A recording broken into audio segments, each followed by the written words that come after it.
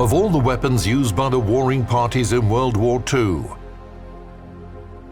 A special place is occupied by a gun from a Swiss company, Oerlikon.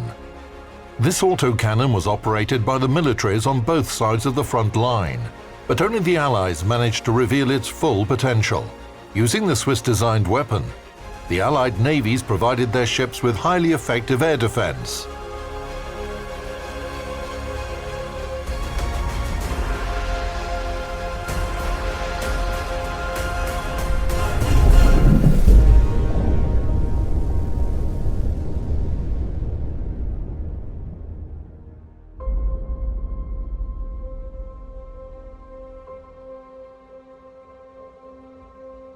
The Oerlikon is a Swiss-designed gun made in the UK under licence, and it was introduced into the Royal Navy in 1940. Specifications of the Oerlikon anti-aircraft gun. Caliber 20mm, barrel weight with breech block from 64 to 68 kilograms, gun length 2,210mm, ammunition feed, drum magazine holding 45, 60, 75 or 100 rounds. Rate of fire from 250 to 320 rounds per minute. The guns were fitted in single, twin and quadruple mountings.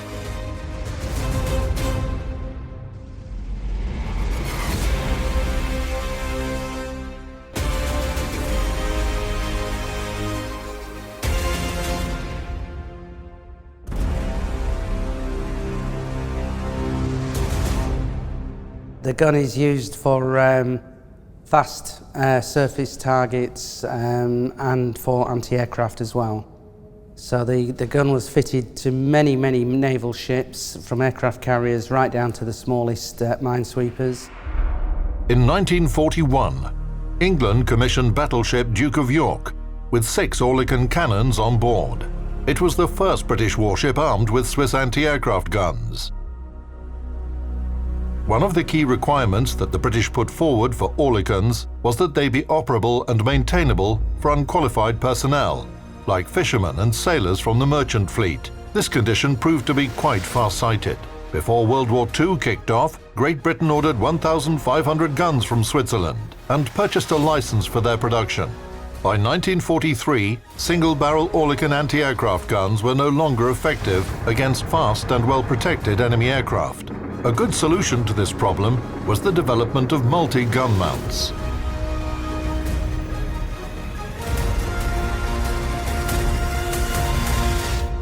This is a 20mm Oerlikon Mark 11 mounting fitted with 2 20mm cannons, each capable of firing up to 350 rounds a minute per gun. However, the magazine only holds 60 rounds.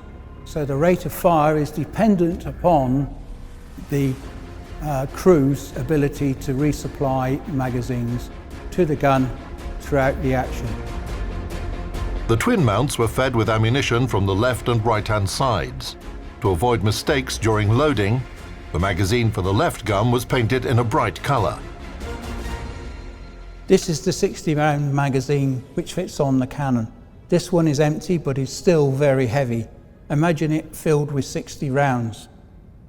Fits on the cannon like this and would be changed perhaps 3 or 4 times during an engagement. The loader's job is not just to load the magazine. She has to put the bullets or the shells inside the magazine. Each shell is individually loaded into the magazine, pre-greased to allow for lubrication through the firing system.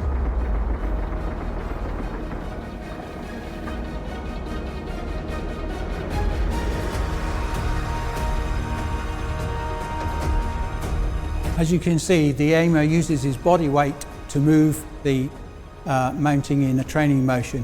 The elevation is adjusted by the hand wheel you can see here. When he's given the command by the gunnery controller, and once he has got the gun onto the target, he calls aimer target and is given the command to engage. At that point, he takes the safety catch off and fires the weapon. When a shot is fired, gunpowder gases apply pressure to the projectile, which starts moving out of the barrel, and the cartridge, which pushes the breech, makes it slide along the barrel. The weight of the breech and the return force of the spring, pressed by it, are matched in such a way so that the moment the projectile leaves the barrel, a spent cartridge is ejected from the breech block, and the next round is fed to her place from the magazine. At this moment, the recoil spring pushes the breech back, ramming the shell into the chamber.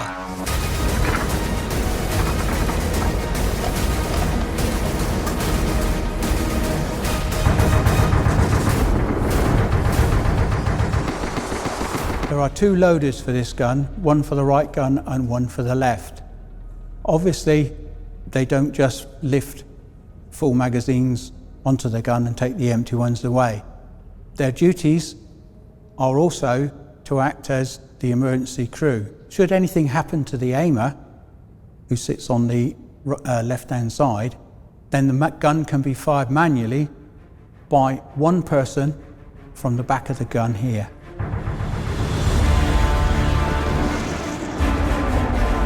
The guns in the twin mount fire in turn.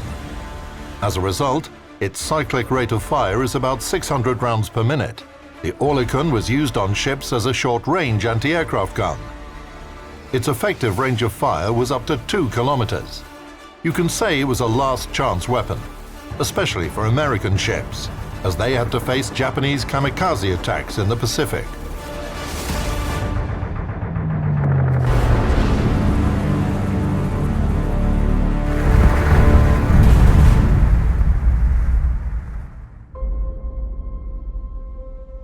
During the war, Oerlikon autocannons were extensively installed on the ships of the Allies.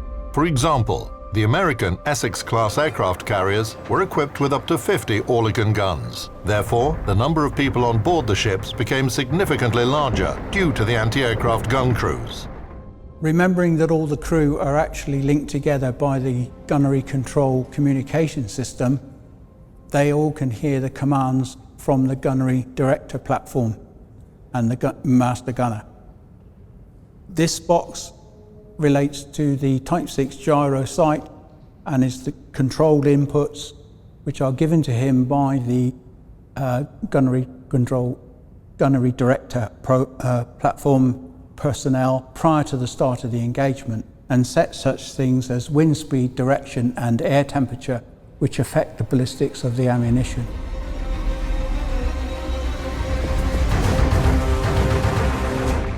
If, during the engagement, which obviously is very noisy, there is a need to stop firing, the gunnery director officer in the gunnery director platform will press the check fire bell, which operates this bell you see here. And this rings continuously until the aimer replies through his communication system, check, check, check, which informs the gunnery officer that he has stopped firing.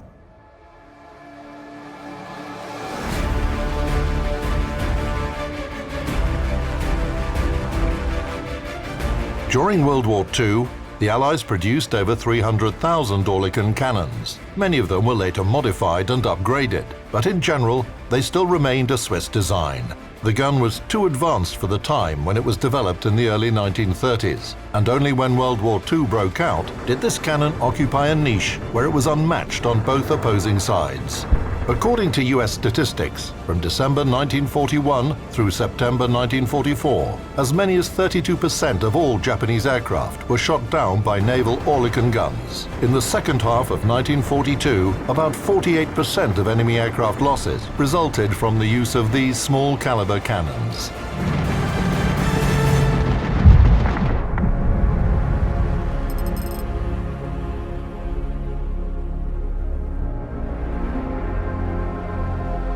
After the war, the 20mm Oerlikon AA gun remained in service with many navies around the globe, until it was inevitably replaced by more advanced systems. However, even today, you can still see the World War II design Oerlikon guns installed on some small patrol ships.